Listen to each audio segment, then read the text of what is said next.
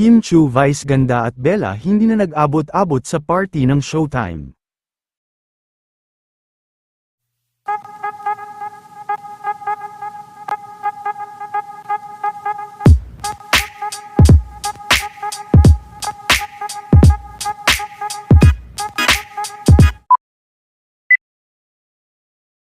Sa dami ng mga ganap ni Vice Ganda ngayon araw para sa upcoming movie nito at kanilang ticket selling, ay nakahabol pa rin nga ito, sa Christmas party ng Showtime, ngunit hindi na rin sila nag-abot nila Kim Chu at Bella Padilla.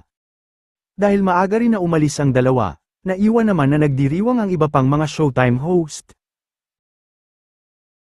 Masayang-masaya din ang Showtime family dahil namigay ng kalahating milyon si Vice para sa kanila.